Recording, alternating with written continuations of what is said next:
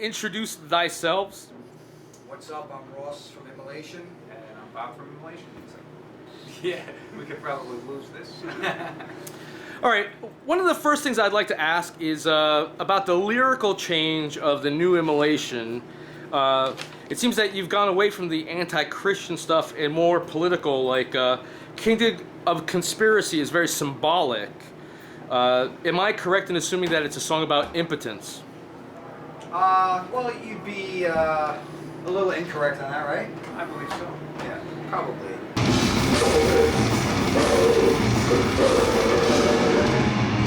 You were saying about the interviewer? For those of you who can't see the interviewer, he looks like the friggin' nutty professor right now with his crooked ass glasses.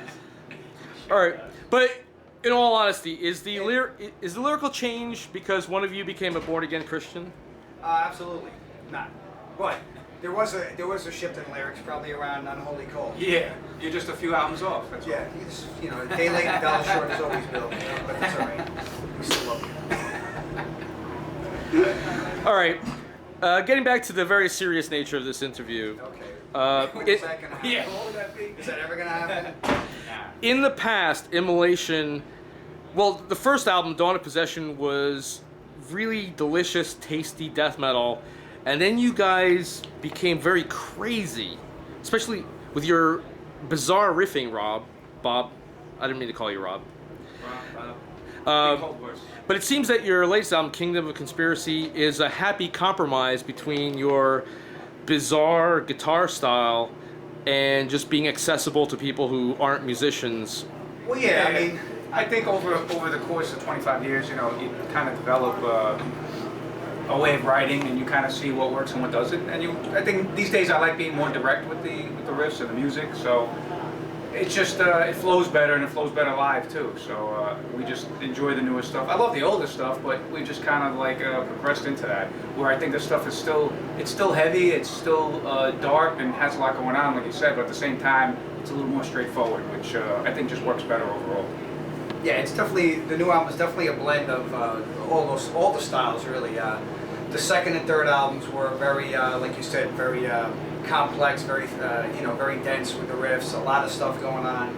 And then I think at the time we hit Harnessing Ruin, it was very much stripped down.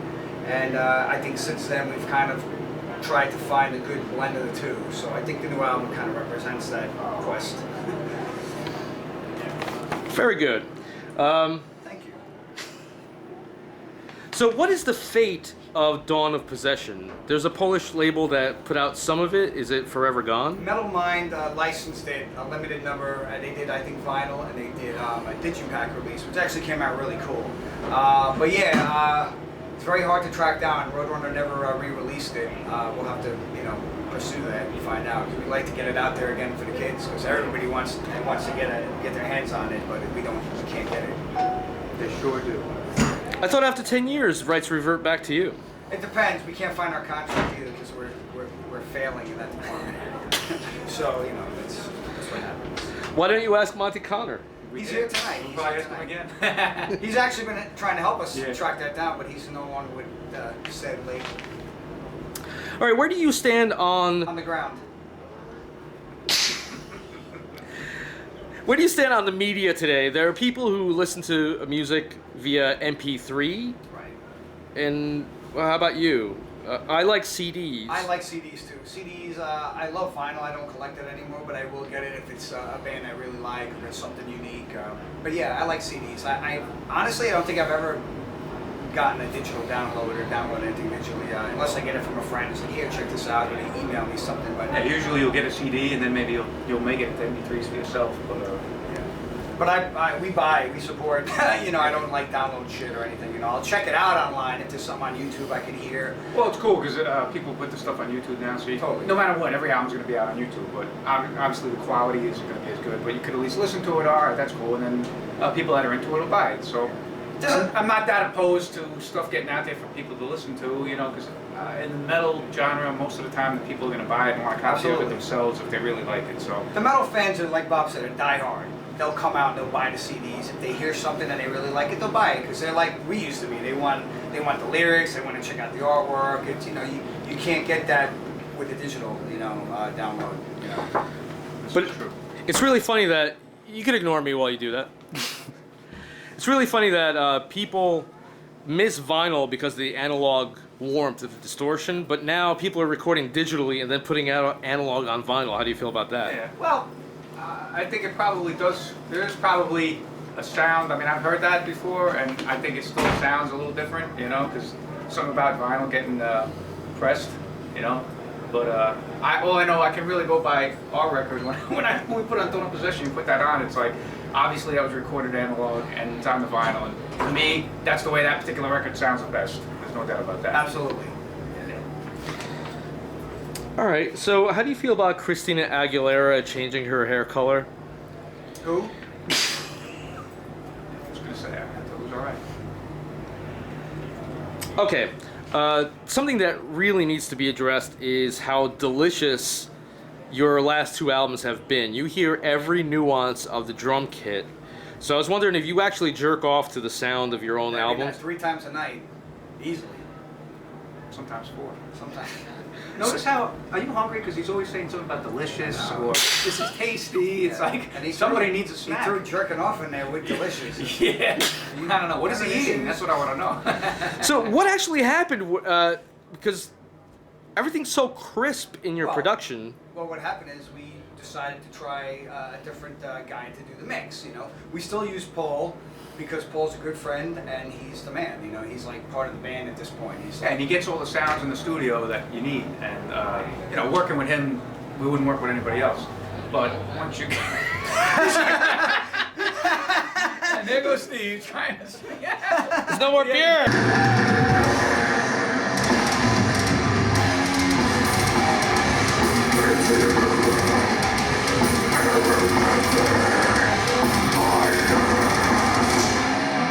Why isn't Tom in this interview?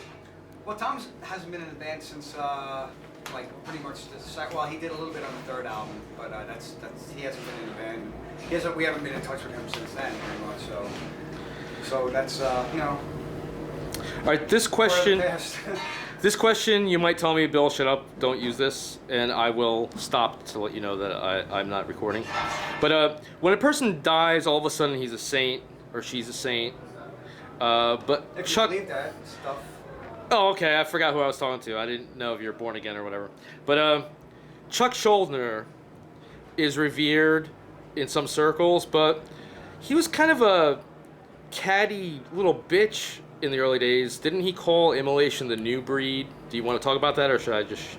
At this point in the game, doesn't really matter. I mean, we really care. Yeah, I mean, that's in the past. I mean, let the guy rest in peace and, Let So the guy you- rest in peace and get those glasses fixed, all right? That's what you should be more concerned with. So you don't jerk off on his grave? No. All right. All right, Bill, I think that's about crossing the line.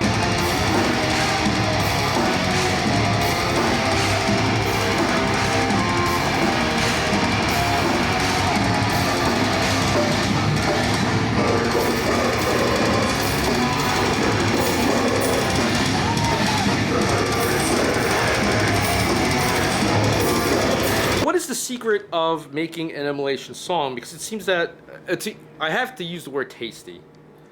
Listening to your songs, it's delicious. It's a feast for the ears. So, every album, it's not like you're tired. You're not going through the same motions. It seems like you put everything into every little nook and cranny of the recording. What's the secret of that? Well, ever since I started using the computer program for writing, it's like ever since I started doing stuff on the computer, since Majesty and Decay, it's been like a lot easier to write stuff. So it kind of enables you to be a lot more creative and actually hear how the idea sounds. So as you're writing it, you can listen to it with the drums and everything else, the computerized drums, just to give you an idea of what's going on and how the song sounds, like the finished product. So you think certain spaces need something else, and you'll add, and you can kind of do that. Where in the past I couldn't really do that. It was like just kind of memorizing the riffs or putting them on a cassette tape and showing it to the guys, and we play it together. And now it's just much better because I could be a lot more creative doing it that way. So that's really what kind of like I guess to me made the writing even that much better, was being able to use the computer and make all the pre-production for albums that we've never done before. And now, we, you know, since we have the luxury of having a proper kind of pre-production, we can listen to the songs before, you know, we actually get into the studio, and we could decide, okay, this part's a little drawn out, this part's a little long, maybe we could shorten it, maybe Bob can do something over that part, because he does a lot of cool stuff with the overlay stuff, or with the lead stuff he does, so it just makes it more interesting. Instead of having a part that's just drawn out and boring, you have something in there that's kind of, you know, creates something different over the part, you know, so it, you know, we intentionally do that, you know, so, and we've been more aware of that, I think, in the last couple of records. Yeah, Right? definitely. Ross, do you use Pro Tools to correct when you go off key, or are you just that gifted of a vocalist? Oh, he does every note naturally in that, one take. I'm that gifted. That gifted. Does all 10 songs in one day. That's it. Christina Aguilera can't do that. I'm in the key of F for fail. All right, so I want people to know that the end of The Devil I Know just kicks my ass all over the place. I know you used it in some video stuff. Yeah. That's great. But Jogger. I was very surprised when you told me that that was actually invented in the studio. Yeah, I think it was, right? Maybe, I don't Yeah, remember. I think it was, yeah. Good chance it was. Yeah. So a you lot don't- of stuff he does on the fly in the studio. You know, Yeah, sometimes. he'll just say, "How's this sound?" Or like, yeah, "Fucking amazing, dick." Yeah, it was fucking intense. I jerk off to it every month. Yeah, it doesn't sound boring and visual now. You threw something over it. Good, thanks. All right. So instead of asking you what is frustrating about the modern world, because you're from the old school, you know, from the days where we wrote handwritten letters, we tape traded, you know, it's not the right click culture. What's actually good about the modern days of death metal? Well, listen. Those days, there was a lot fewer bands. You really had to. You had to be very passionate about what you were listening to, because you couldn't just download it. You had to write to bands. You had to order demo tapes. You had to send money in the mail. You know, so you actually had to work to get your music. You had to discover bands either through word of mouth or through fanzines. It was a very much. It was a very different time. It was a really cool time. I mean, it was an exciting time. You know, Yeah, we got a great. package in the mail. It was like, oh, cool. We got a demo from Nihilist from Sweden, or we got a demo from this band, Autopsy, whoever it was. Nowadays, it's instant. It's an instant gratification. You know, You go society online, today, you know.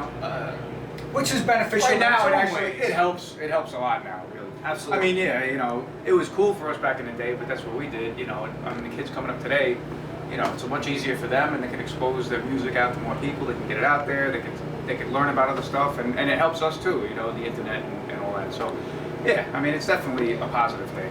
Why do you say kids? I'm old and I love death metal. Don't say kids. How much do we have left? 'Cause we gotta start getting ready. Yeah. All right. Actually. We can continue it. Yeah, we'll after. continue it. All right. Last question. We can continue, but last question for now is Okay. Sorry. because you changed your lyrical style. Is that why you stopped using corpse paint?